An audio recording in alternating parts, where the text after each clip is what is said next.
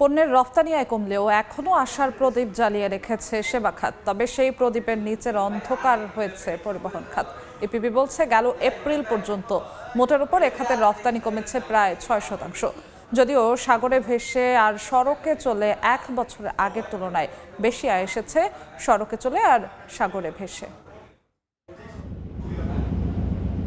পণ্য রফতানিতে নেতিবাচক প্রবৃদ্ধি নিয়ে গেল অর্থবছর শেষ হলেও এখনও আয় বৃদ্ধির আশার আলো জ্বালিয়ে রেখেছে সেবা খাত। রপ্তানি উন্নয়ন ব্যুরো ইপিবির তথ্য, গেল এপ্রিল পর্যন্ত ২০২৫-২৬ অর্থবছরের প্রথম ১০ মাসে সেবা খাত থেকে রপ্তানি আয় এসেছে $৫৯৬,৯৮,০০,০০,০০০, যা এর আগের অর্থবছরের একই সময়ের তুলনায় ৩.৪২% বেশি।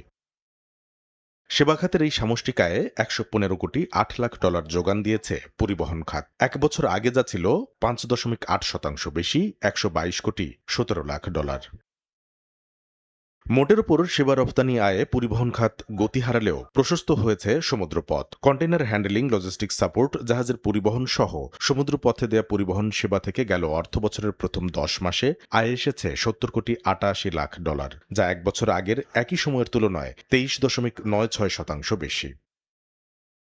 রপ্তানি আয় বৃদ্ধিতে গতি বেড়েছে সড়ক পথেও। ইপিবি বলছে, গেল জুলাই থেকে এপ্রিল পর্যন্ত সড়ক পথে রপ্তানি সংক্রান্ত সেবা দিয়ে আয় হয়েছে প্রায় $৬৩ লাখ। বছর ব্যবধানে বেড়েছে ১২.১৬%। তবে রপ্তানি আয়ের ধসে আকাশ যেন নেমেছে মাটিতে। বিমানে পচনশীল পণ্য রপ্তানি আর ক্রেতার চাহিদা মতো দ্রুত সময়ে পণ্য পৌঁছে দেওয়ার মতো সেবা থেকে এ সময়ে আয় এসেছে $৪২,৬৯,০০,০০০, যা আগের অর্থবছরের একই সময়ের তুলনায় ৩২% কম। বড় ব্যবধান ৫৩.৩৩% কমে শূন্যের কাছাকাছি নেমেছে রেলপথে রপ্তানি সংক্রান্ত সেবা থেকে আয়ের পরিমাণ। আর পোস্টাল ও কুরিয়ার সেবা থেকে রপ্তানি আয় ৫৬% বেশি কমে নেমেছে প্রায় $১০,০০০।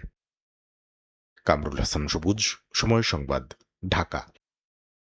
4 দশক ধরে আপনার ফাইন্যান্সিয়াল পার্টনার আইডিএলসি।